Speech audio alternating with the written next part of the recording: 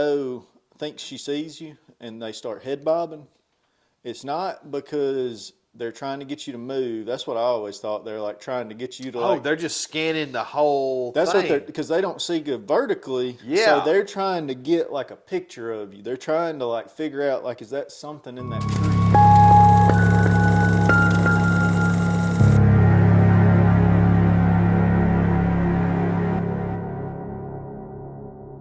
But yeah.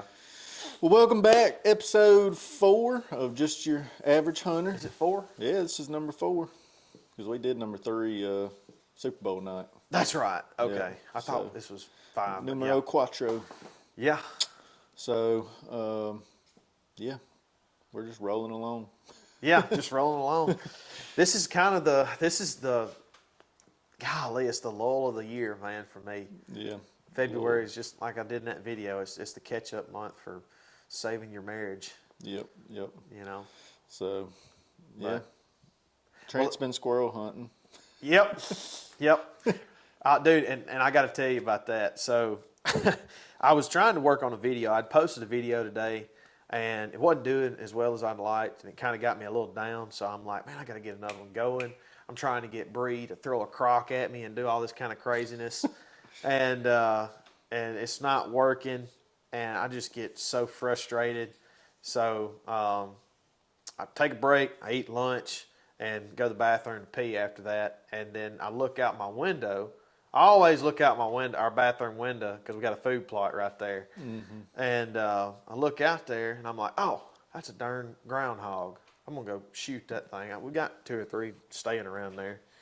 And I said, I'm going to go shoot that thing.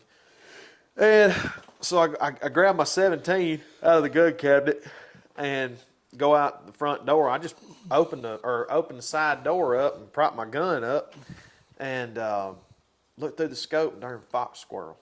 I've never killed a fox squirrel. And those things are, have you ever seen them in like person? I shot one with a bow in Illinois. Did you really? We can talk about that in a minute. Go. Okay. All right, so I pulled the 17 up and I'm like, heck yeah, like it's still squirrel season. Let's go. Yeah.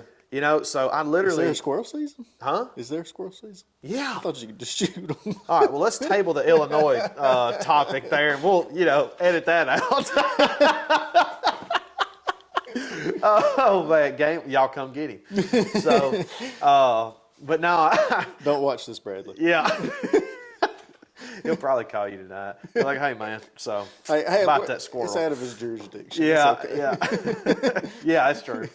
But no, so I propped up and I'm looking through and I'm like, dadgum, that's a dadgum fox squirrel. All right. Pull up and he's right at my target sign, which is 100 yards from the table. So I'm about 104 yards. And I put it right on him and boom. And immediately when I do that, because right before I shot, he raised up on his hind legs. And I just put it right there. And I shot. And I went down a little bit, and I shot him right behind the front shoulder, just like a darn deer. And I'm not kidding. I'm shooting a 17 HMR. Like, you shoot a regular gray squirrel. Mm-hmm. I shot one in the neck when I was like 15 with the same gun. It blew a quarter-size hole in it. Yeah, they're a lot smaller. Yeah, but they are, like those 17s pack a punch. Mm-hmm.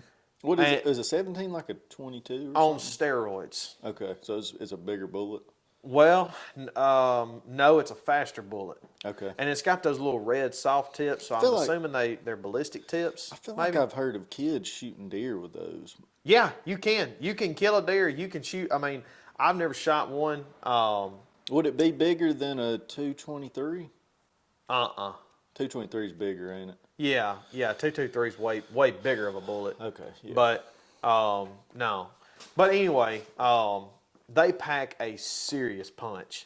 And I'm not kidding. I shot this squirrel and the dude just dropped on all fours and he just scurried off into the wood. I could tell I hit him, but I was like he didn't even fall over or nothing. And dude, I took a video of it. He was like 6-7 feet from where I shot him. Like he had a blood trail. I was like, I never trailed a squirrel before. This is insane. Yeah. You know? But yeah. And then I did that video. or took that picture of him. I ran inside and I told you I was struggling with a video idea, and as soon as I shot him, and right after I did that little video, I'm like, oh my gosh, I've got a perfect idea for a picture. And that's when I did I run inside and Bree's trying to cook some meat on the stove. And I'm like, get out of here now. Like, let's go. Hurry up. Squirrel. Yeah. Yeah. I'm like, I got an idea. We got to do it now. Arlen's finna go down for a nap. Like, let's go. And, but yeah.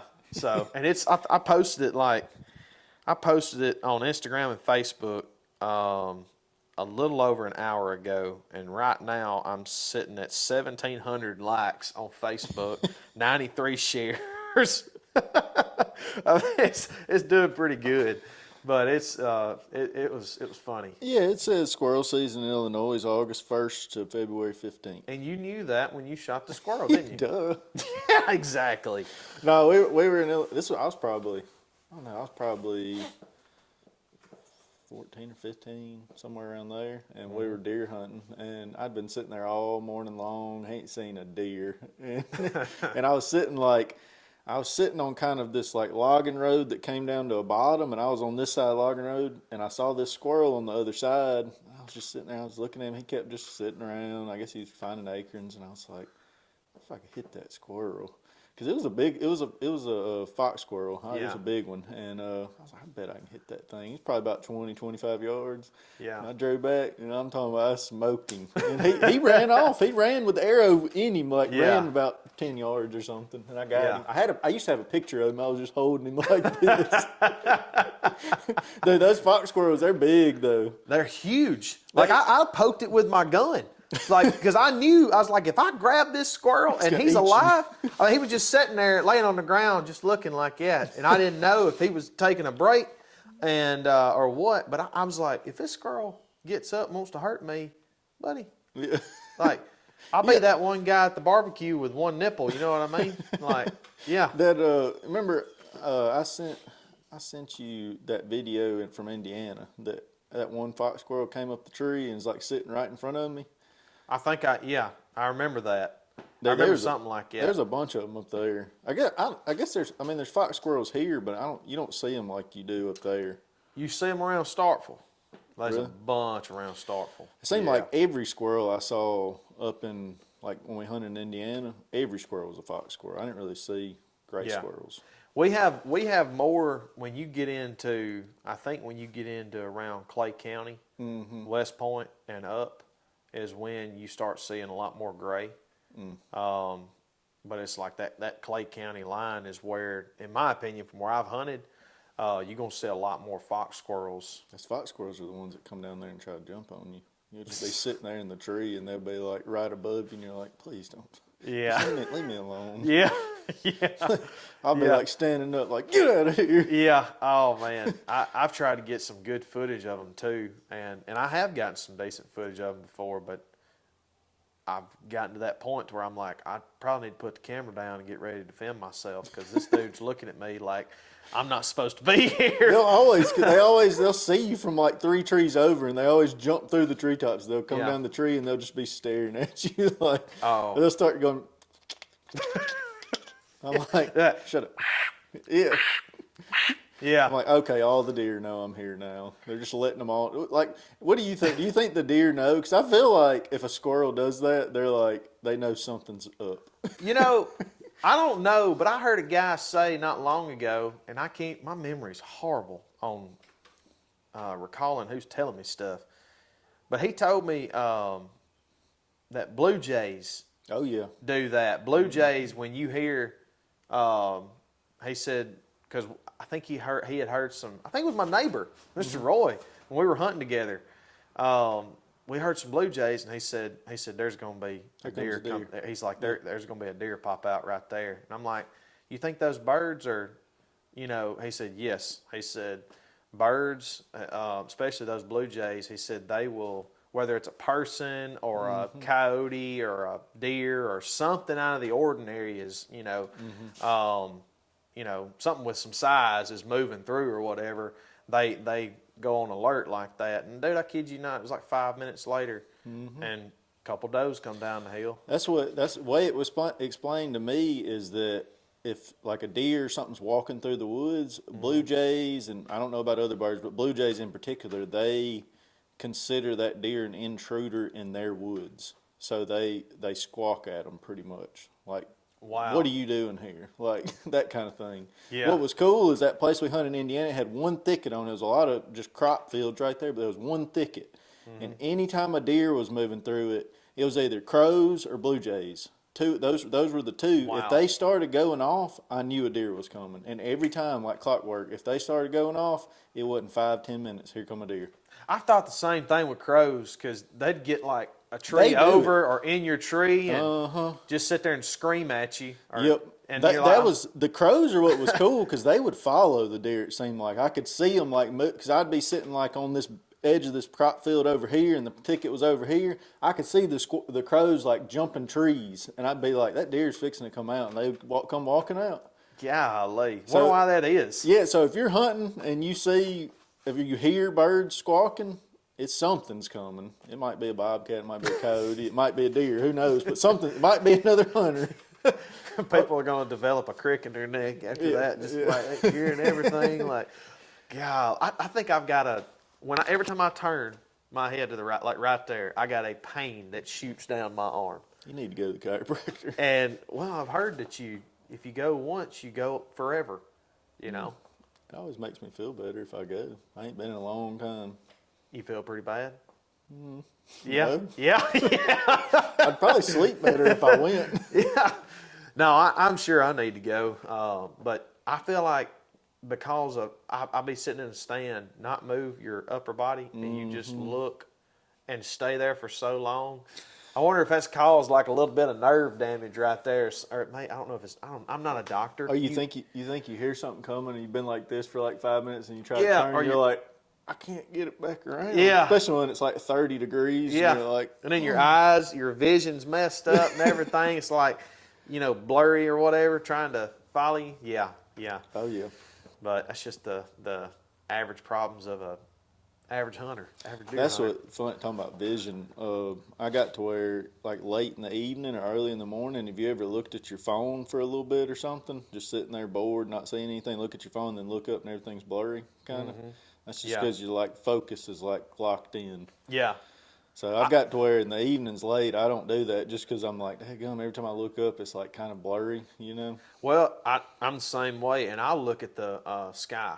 Mm-hmm. If I'm trying to, it seems, and you're the optometrist here, so you know this. Yeah. But is it when you're late in the evening and your eyes are playing tricks on you, and you're like, what is that?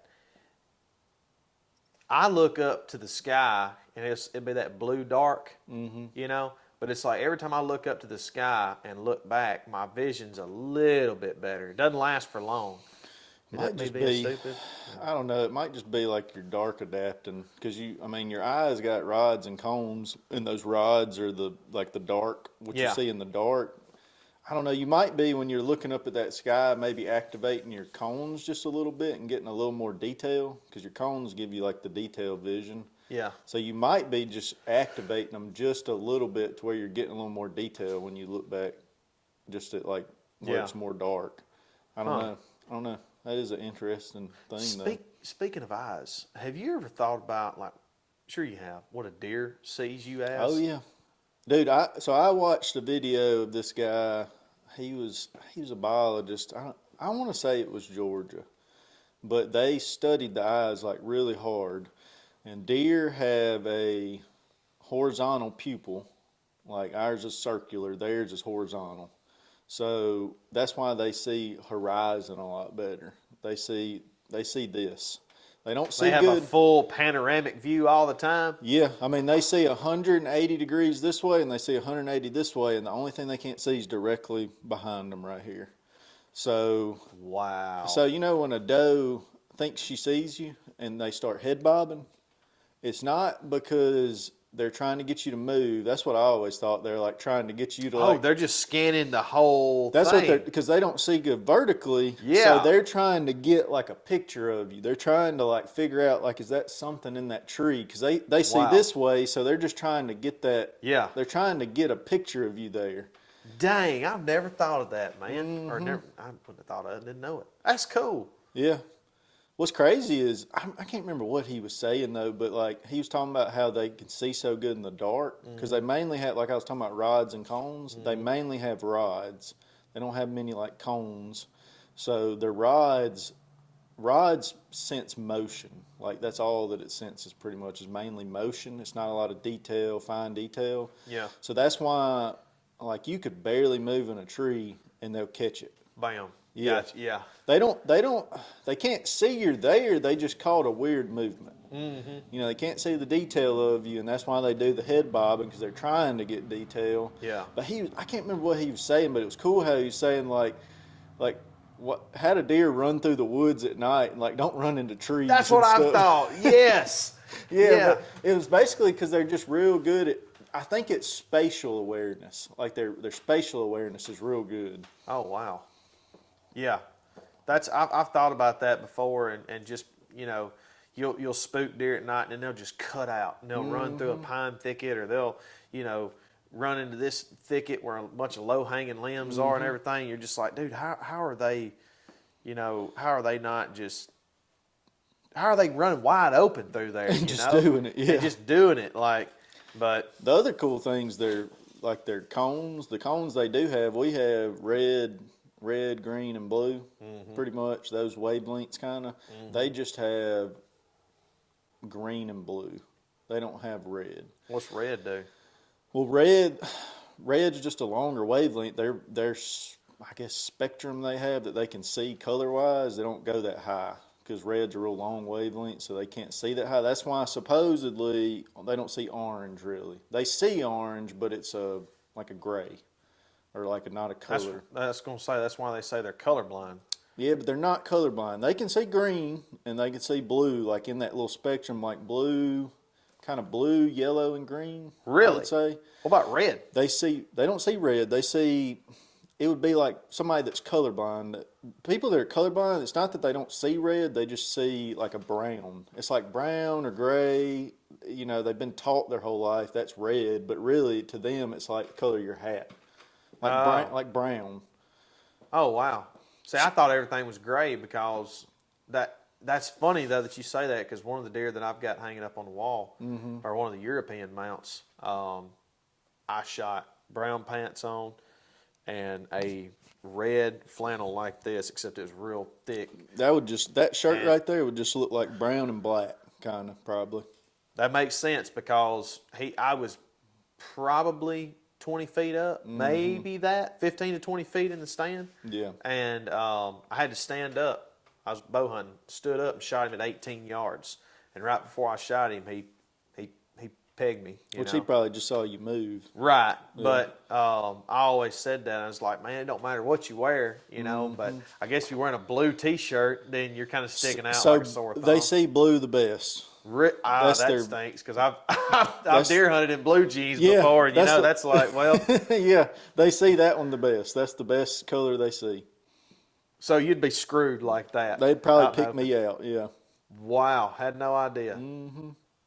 That's why Sitka's supposed to be like they designed Sitka like somebody designed it for deer eyes and how it breaks you up and stuff. Yeah. But do you not think Sitka's got like a blue tinge to it, kinda? Yeah. That's what I've always thought. I'm like bluish gray. Yeah, it's got like a bluish gray to it. Which Yeah. I mean, Sitka's awesome. I think it works, but it's weird. After I heard that biologist talking about it, I was like, I feel like my dad's stuff. He's got some Sitka stuff, and it's like it's got a blue tinge to it. Yeah. I could see that. But more than anything, like I was talking about them scanning you, that's why it don't really matter what you got on as long as it's got good breakup in it. Like It's got some kind of pattern. It's not just a solid color. Yeah, not that it has a pattern or anything, but that it's like it's real broken up, like whites and black, and like like looks like limbs almost with the sky. That's why Right. Sitka's supposed to be real good because it's real. Looks like the skyline if it's through the trees or whatever. Oh, okay. Huh. I thought it was just That way they can't. high Because price digital camouflage. well, the reason they can see you, is not that they see you really. It's that they see a blob. Yeah. You're just a dark. If you have real dark clothes on, like if you wore just all black up in the tree, you would just look like a big blob sitting there on the side of the tree. Yeah. That makes sense. And then they catch a little movement, and they're like, "What's that? Yeah. What's that big blob up there doing, moving around?" Yep. Yep. That makes sense. It's crazy after watching that biologist talk about it. Yeah. Like the fact that you can kill a deer without being seen. Yeah. You had to have either been really still or you were broken up really good because they can see good. Yeah. But and I'm gonna tell you, that's one thing you said. You look like wearing the Sitka stuff. You look like you're looking through the tree line at the sky. That's one thing that I've learned to do in the past couple of years is trying to not necessarily climb up in a tree that's just smooth and got great view around me and everything. It's like, and it's cost me a couple of hunts too from being able to kill a deer. But a lot of times now with my saddle, I'll get up in one of those trees that's got a lot of branches, kind of like we was talking about before, and just have a few shooting holes or something like that because, then it's one of those things that it really doesn't matter what you wear. If you've got a good background full of limbs and you got limbs all around you and some thick stuff a little bit, it can really hide you up in the tree. I think the backdrop matters more than having stuff in front of you. I do too. Because I've gotten busted more with like not having a backdrop, like being up there and I got a bunch of trees right here and their limbs here, but I don't got nothing behind me. It's like they just spot you really easy doing that. Oh yeah, yeah. It's just like why Dan Infalt has said it doesn't matter if you think that you got to climb 20 foot, 30 foot up in a tree every time you climb, you're wrong. And I mean, he's been on video shooting a crap ton of deer, like 6 feet off the ground. Oh yeah. And he's like, this is where I can kill a deer. And if I climb way up there, they're going to sky bust me. Skyline you. Skyline you. And I got thinking about that, and I hunt a lot on bedding areas, and I hunt real close to them. And I thought, I bet those darn deer, 100 yards out in the cutover, see my dumb butt climbing up the tree through the moonlight, right there. I've thought that a lot. Like, can they see you? Anyways, the biologist, he was saying that when a deer is out there in the field and they throw their head up and they're looking in the woods, I always thought, and it's probably true some of the time, that they hear another deer coming. But he said that a lot of the time, and they figured this out with how good they can see, a lot of times those deer just can see another deer coming especially when leaves are off the trees, a long ways away. They just catch movement and they're like, what is that? They throw their head up and they're looking. I feel like sometimes they probably hear them coming, but he said a lot of times they see them. It's not that they're hearing another deer coming. It's that they see them out back in the woods, way back in there. They can see them coming. Dude, we got to have somebody for like a turkey biologist or something because their eyes are crazy. Oh, my Lord. I need to do some research on their eyes and just see what they that's something that I would like to know because the deer stuff is blowing me away as far as like the horizontal and, painting you up like that. That's insane. But I feel like a turkey I know a turkey can see way better. They either can see way better or they're way more timid and sensitive and scared than a deer is. I've always heard if a turkey could smell like a deer, you wouldn't kill him. Wouldn't kill him. Yeah. Couldn't kill him. So. No, they are. That's the only thing that gives us any kind of edge. They can't smell you. They can't smell you. So yeah, you'd be screwed. God, I wish a deer could smell like a turkey.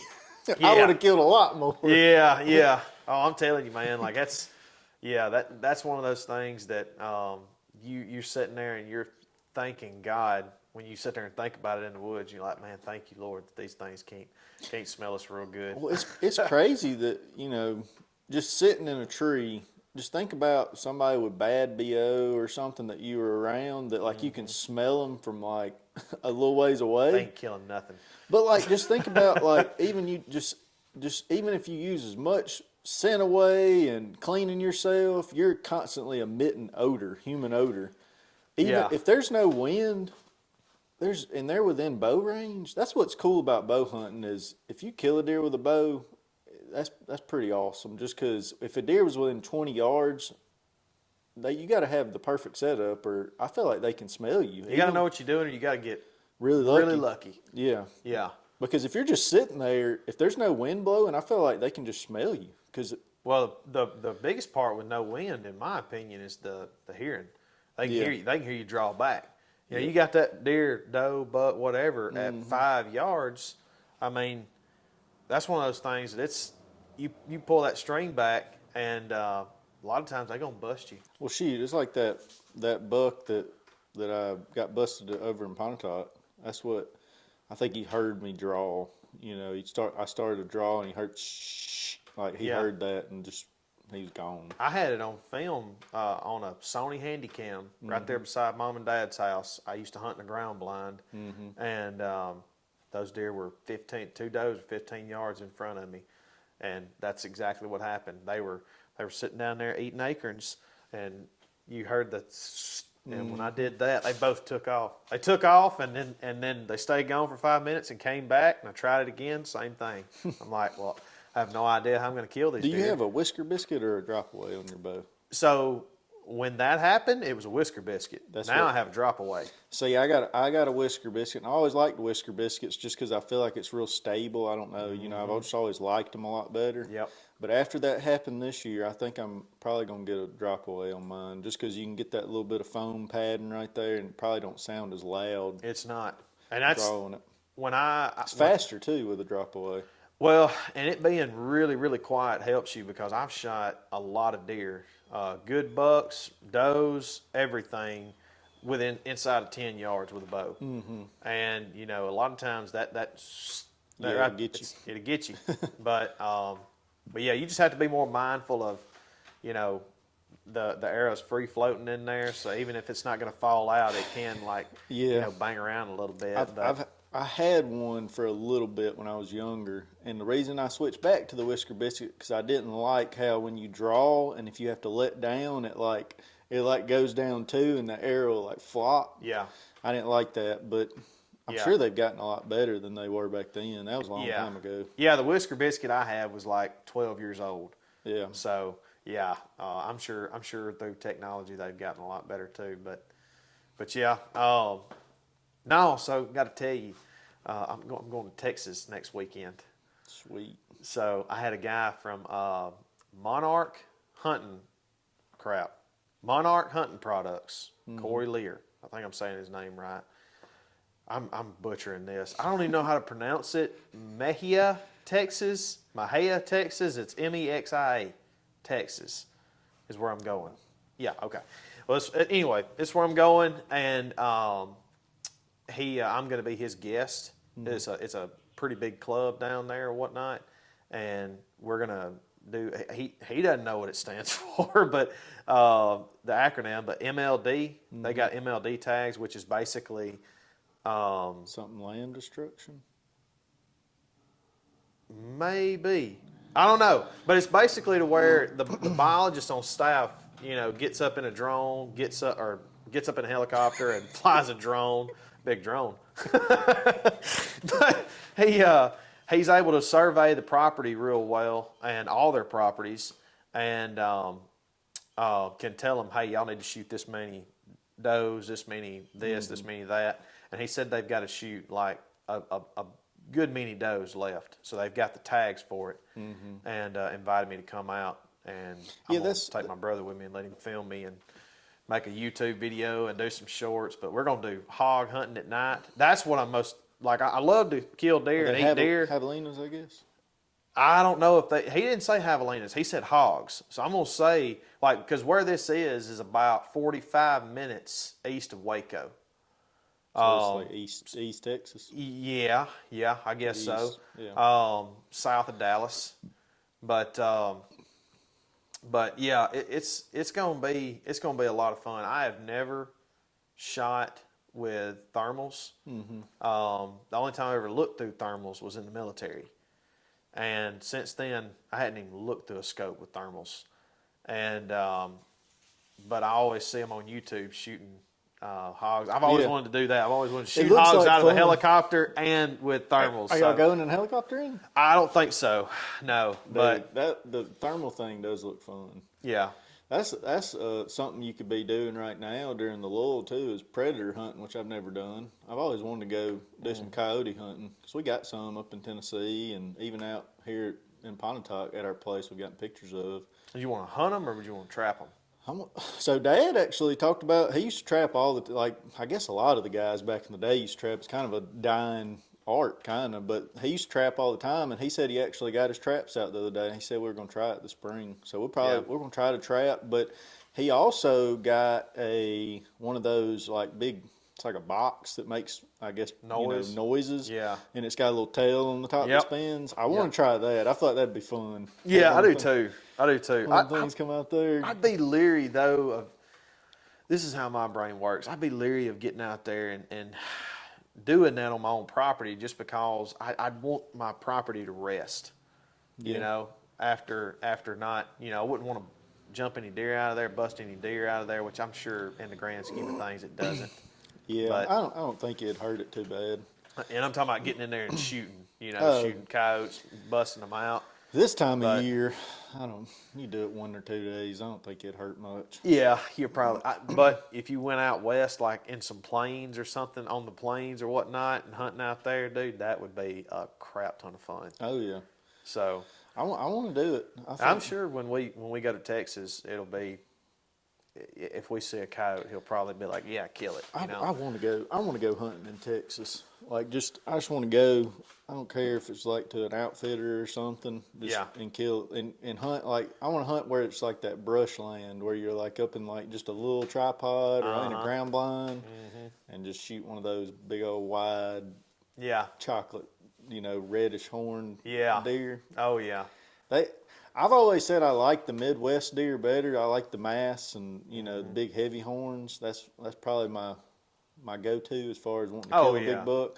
But at the same time, just growing up watching any hunting show, I know like Michael Waddell and dude, Real Tree and Bone Collector. Man, being out there, they get out there and bust them. What was the one they used to hunt at so much? It was I think it was, is it King Ranch?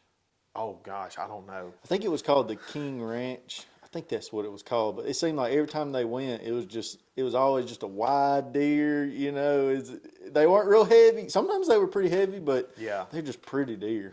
Oh yeah, I would love to knock that one off the bucket list of getting that 19-inch wide, 12-inch long G2, G3, G4. Like I feel like out there's just a lot of deer too. Like you go to the Midwest and you got a chance at a really big, high-scoring deer, but you might not see as many deer. But out there in Texas, it's just like there's just so many deer. Well, places like that where those outfitters, I think the reason there's so many there is because, they've got them.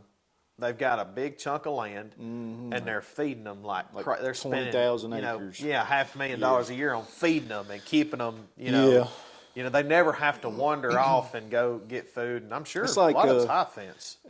I could be wrong about that though. I don't know. I mean, there is high fences, but I think most of the ones like we watched growing up are low fence. Like there's a fence, regular, but it's not. They can jump the fence. It's not. Yeah. But it's such a big area. It's like 20,000 acres. I mean, you're not hunting a 500-acre enclosed fence. Yeah. I'm not for that. But I don't even remember what I was going to say.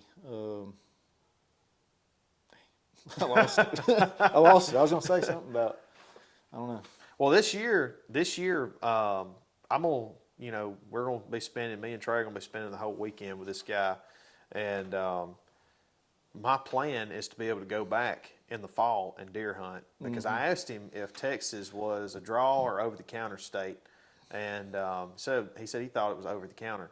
Yeah, it's over the counter. Okay, Texas so is. If that's the case, he will have the hookup somewhere or the knowledge somewhere to where I can, potentially go back and do some deer hunting. But What about Kansas? It's a draw state. It's a draw. I thought it was. How long does it So take? it used to be you could get drawn pretty easy, but then old Chris B went and shot that monster on public land. I'm sure you've seen that video. Everybody has. It's like his top video. 184 inches. That's just the coolest video ever. Yep. White horned. Go out there, and he just saw that deer run across that field, and he's like, I'm gonna go sit in that little draw right there, and then that son of a gun comes Yeah. It's just one of the coolest videos because he's just like he sees him at the top of that hill, and he walks off and he rattles, and then he just sees him coming, and he's just on a beeline. That's and that was self-filmed too. Yeah. That's what's crazy. Like I tried. What's cool about it, you can hear him. He's like, You can hear him when that buck's coming in. He's just like, you can just hear him just pounding. Dude, I would not want to have any self footage at all of me. I mean, I'd probably just be looking all weird and cranked out and everything. Like, yeah, man. I'd be a nervous wreck if I had a 180-inch deer. Before that, I think you could get drawn just about every year. Yeah. And they called it the Chris B effect. Now it's like every 2 or 3 years you get drawn. So it's not as bad as Iowa, but you still, I think it's weird. I ain't looked at it a lot, but it's like sections. It's like Iowa. They have sections you get drawn for. Yeah. I think maybe some sections can get drawn in a year or right away, but then other sections they're more sought after. It might be 2 or 3 years. Well, and so I'm assuming outfitters are the same way, right? Yeah, you got to get drawn. You got to get drawn to get a lot. Okay. Yeah. See, that's the thing. Like, I'm going, or hopefully I'll find out today is. And that's bow. I don't know about gun. That's bow. Okay. So I don't know about gun. I don't even know when Kansas gun season is. But like Iowa, it takes about 5 to 6 years to get drawn for a bow. You got to put in every year. Insane. Every year for 5 6 years. But I've heard with gun, it only takes a year or two to get drawn. Well, I'm hopefully going turkey hunting in Kansas if I get drawn, and I'll find out Wednesday. You got to get drawn for turkeys too? This is the first year they did it. But I had a guy reach out to me, Matthew Newton at Final Destination Outfitters. He's a young guy and just started a outfitter a couple years ago, I think. Mm-hmm. And but I'm going to be turkey hunting there. If I get drawn, like I said, I'll find out Wednesday on the 21st. But I'll be there April 29th through May the 1st. Mm-hmm. And I think to put in for the deer season is somewhere in April to put in. Probably. And I told him, I said, because he was showing me some stuff that they had, and I'm like, man, I'd love to come back if you got an opening in the fall. Yeah. And so we need to put in, both of us. I promise Kansas. you, I will go. Yeah. And we could put in for that. And I was thinking for stuff like that, we could shoot video, mm-hmm. and we also do a podcast there at these places. That'd be cool. Yeah. So that'd be do podcasts at different locations. Yep. That'd be cool. Yep. But we need to do that. That's why I want to go. I want to get to where we go on like just one trip a year. If we don't kill anything, whatever, it'd just be fun. Or 5 trips. Yeah, or 5. You could quit being an optometrist and just tell people, look, it's just a general rule of thumb: wear glasses at the age of 50 and above, and you'll be all right. Wash your face at night. So let's do 5 trips a year. That'd be nice. Take out a personal loan. Get some of these loans paid off, maybe. Yeah, we'd have to be making the big bucks to do that. Yeah. Killing the big bucks. Yeah, that's right. That's right. Right now, we're just going to go down the road and shoot a 3-point. So Mississippi 11-point. That's right. That's right. But no, man. Next week, we are going to be at Kevin Riley's shop in Manatachie, and he's got a garage that has been a garage, mm-hmm. Okay, works on cars, mechanic for 20-something years.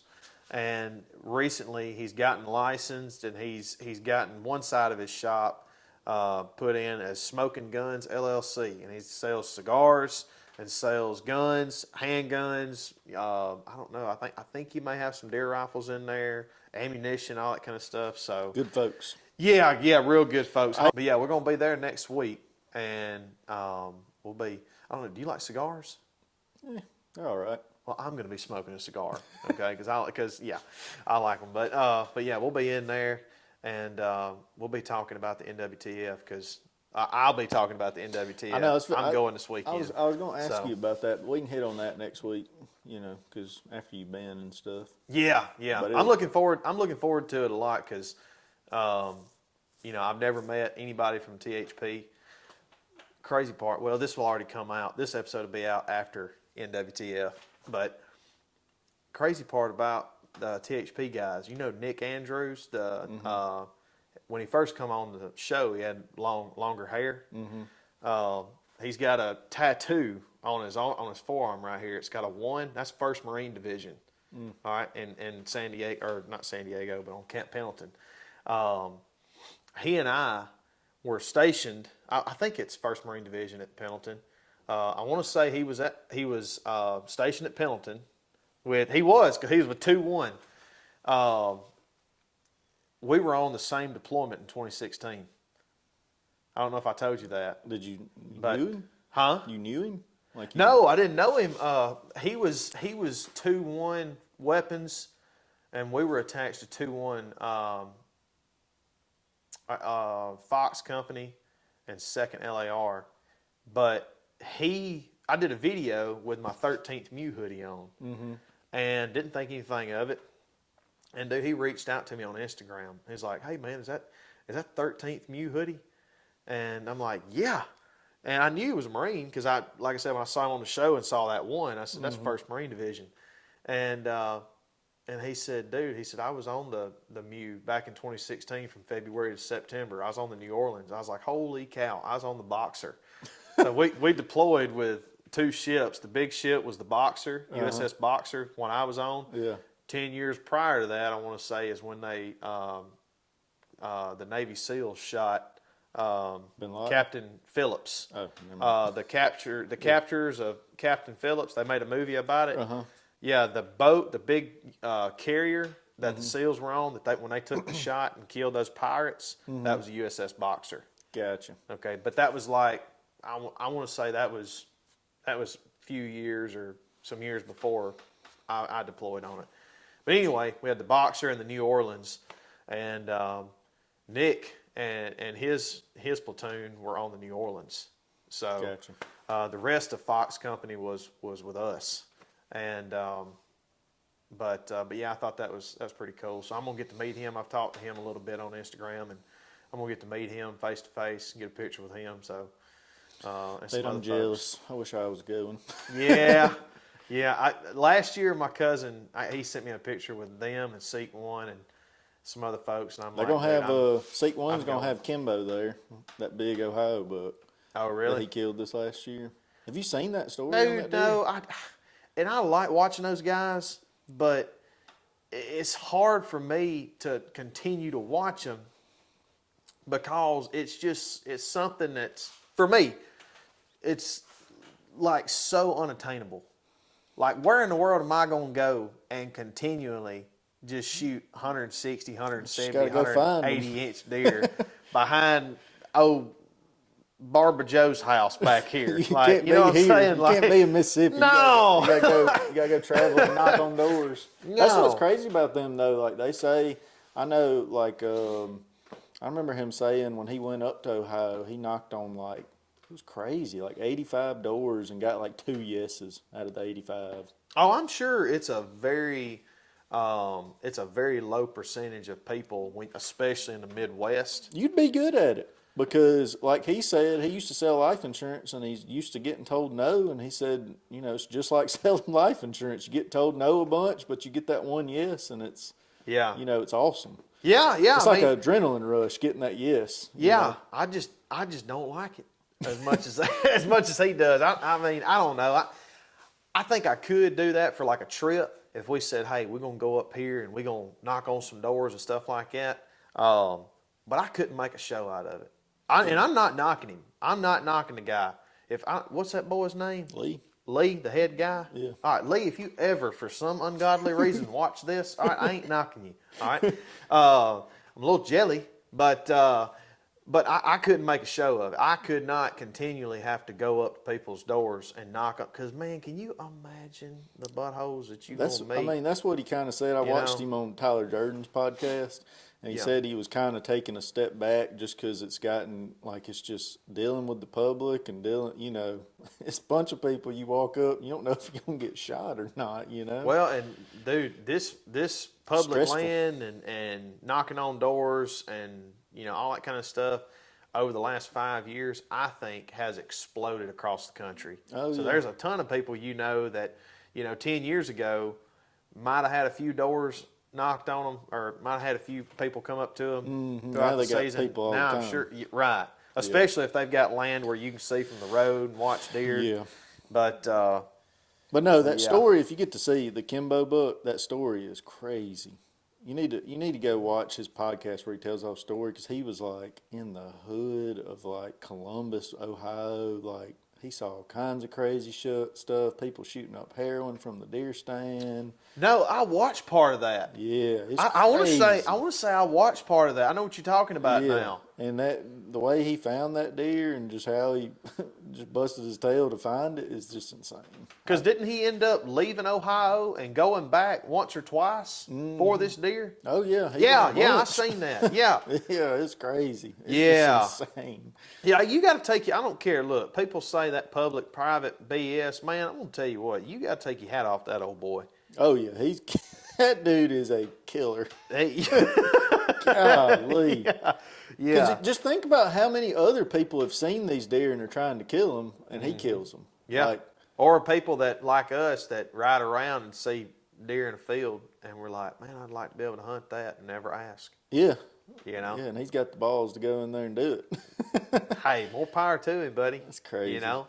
I know. I've thought about But- doing it around here, but I'm just like, what would they say no?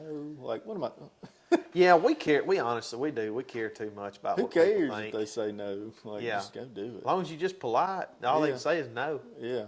You know. But But anyway, anyways, yeah, I guess we'll wrap this one up.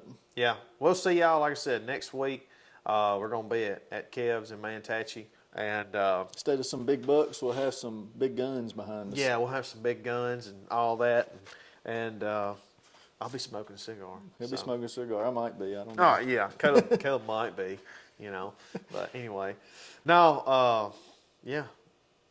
Let's we'll talk more about NWTF too. Yeah. I'm excited about that. sure. Excited to meet some folks and see what happens. So, all right. See y'all next time. See you next time. Oh.